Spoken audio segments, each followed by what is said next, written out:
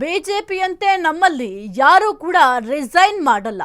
DK ಬಣಕ್ಕೆ CM ಆಪ್ತನ ಪರೋಕ್ಷ counter. ಬಿಜೆಪಿಯಂತೆ ನಮ್ಮಲ್ಲಿ ಯಾರೂ ಕೂಡ ರಿಸೈನ್ ಮಾಡಲ್ಲ. ಡಿಕೆ ಬಣಕ್ಕೆ ಸಿಎಂ ಆಪ್ತನ ಕೌಂಟರ್. ಬೆಂಗಳೂರಲ್ಲಿ ಸಚಿವ ಸತೀಶ್ ಜಾರಕಿಹೊಳಿ ಅವರ ಮಾತು.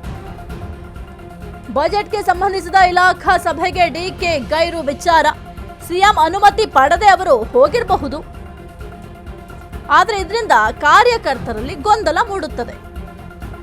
ಪರೋಕ್ಷವಾಗಿ ಡಿಸಿಎಂ ಡಿಕೆಶಿ ನಡೆಗೆ ಸತೀಶ್ ಅವರು ಬೇಸರವನ್ನ ವ್ಯಕ್ತಪಡಿಸಿದ್ದಾರೆ. ಬಿಜೆಪಿಯಂತೆ ಸದ್ಯಕ್ಕೆ ನಿಮ್ಮಲ್ಲೂ ಶಾಸಕರ ರಿಸೈನ್ ಕಾಣಬಹುದು ಎಂಬ ಪ್ರಶ್ನೆಗೆ ನಮ್ಮಲ್ಲಿ ಆ ರೀತಿ ಯಾವುದು ಆಗಲ್ಲ, ಅಂಥ ಸಂದರ್ಭ ಬರಲ್ಲ ಅಂತ ಸತೀಶ್ ಅವರು ತಿರುಗೇಟನ್ನ ಕೊಟ್ಟಿದ್ದಾರೆ. ಡಿಕೆ ಬಣಕ್ಕೆ ಸಿಎಂ ಆಪ್ತನ ಪರೋಕ್ಷ ಕೌಂಟರ್. ಬೆಂಗಳೂರಲ್ಲಿ ಸಚಿವ ಸತೀಶ್ ಜಾರಕಿಹೊಳಿ ಅವರು ರಿಯಾಕ್ಟ್ ಮಾಡಿದ್ದಾರೆ. ಬಜೆಟ್ಗೆ ಸಂಬಂಧಿಸಿದ ಇಲಾಖಾ ಸಭೆಗೆ ಡಿಕೆ ಗೈರು ವಿಚಾರಕ್ಕೆ ಸಂಬಂಧಪಟ್ಟಂತೆ ಸಿಎಂ ಅನುಮತಿ ಪಡೆದೇ ಅವರು ಹೋಗಿರಬಹುದು. ಆದ್ರೆ ಇದರಿಂದ ಕಾರ್ಯಕರ್ತರಲ್ಲಿ ಗೊಂದಲ ಮೂಡುತ್ತೆ. ಪರೋಕ್ಷವಾಗಿ ಡಿಸಿಎಂ ಡಿಕೆಶಿ ನಡೆಗೆ ಸತೀಶ್ ಅವರು ಬೇಸರವನ್ನ ವ್ಯಕ್ತಪಡಿಸಿದ್ದಾರೆ.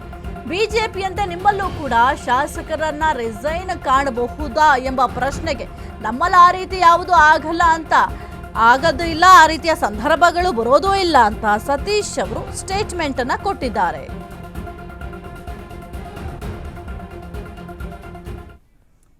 ಅದ್ರ ಬಗ್ಗೆ ಈಗಾಗಲೇ ಸಾಕಷ್ಟು ಚರ್ಚೆ ಆಗಿದೆ, ಸುಮಾರು ದಿವಸದ ಚರ್ಚೆ ಆಗಿದೆ. ನಾವು ಕೂಡ ಅದ್ರ ಬಗ್ಗೆ ಹೇಳಿದ್ದೀವಿ. ನಾವು ಪದೇ ಪದೇ ಹೇಳಿದ್ರಾಗ ಏನೂ ಆಗ್ತಿಲ್ಲ. ಸಂಬಂಧಪಟ್ಟವ್ರು ಹೇಳಿದ್ರೆ ಅದಕ್ಕೆ ಮಹತ್ವ ಬರ್ತೈತೆ. ಸಂಬಂಧಪಟ್ಟವ್ರು ಹೇಳಿದ್ರೆ ಒಳ್ಳೇದು. ಅದಕ್ಕೆ ಗೊತ್ತಿಲ್ಲ, ಯಾಕಂದ್ರೆ ಅವರಿರಲ್ಲ ಆ ಬಜೆಟ್ನಲ್ಲಿ. ವಿಶೇಷವಾಗಿ ಬರ್ಬೋದು, ಅವರು ಕೂಡ ಜಾಯಿನ್ ಆಗ್ಬೋದು. ಇಲ್ಲಿ ಕೂಡ ಅವ್ರ ಅಧಿಕಾರಿಗಳಿಗೆ ಡೈರೆಕ್ಷನ್ ಕೊಟ್ಟಿರ್ತಾರೆ, ಈ ಥರ ಮಾಡಿ ಅಂತ ಮಾಡ್ತಾರೆ. ಒಂದು ಸರಿ ಆಬ್ಸೆಂಟ್ ಆಗ್ತಾರೆ, ಆಗೋಲ್ಲ ಅಂತೇನಿಲ್ಲ. ಮಂತ್ರಿಗಳು ವಿದೇಶಕ್ಕೆ ಹೋಗಿರ್ತಾರೆ ಅಥವಾ ಬೇರೆ ಎಲ್ಲೋ ಕಾರ್ಯಕ್ರಮಕ್ಕೆ ಹೋಗಿರ್ತಾರೆ. ಅವರು ಮುಖ್ಯಮಂತ್ರಿಗಳನ್ನ ಪ್ರತಿ ಪಡೆದು ಗೈರಾಜರಾಗುವಂಥ ಪದ್ಧತಿ ಇದೆ. ಅದಕ್ಕೆ ನಾವು ಹೇಳಕ್ಕಾಗಲ್ಲ, ಉತ್ತರ ಅವರೇ ಹೇಳ್ಬೇಕು. ಈಗ ಅದನ್ನು ನಾವು ಹೇಳಕ್ಕಾಗಲ್ಲ, ಅವರೇ ಹೇಳ್ಬೇಕು.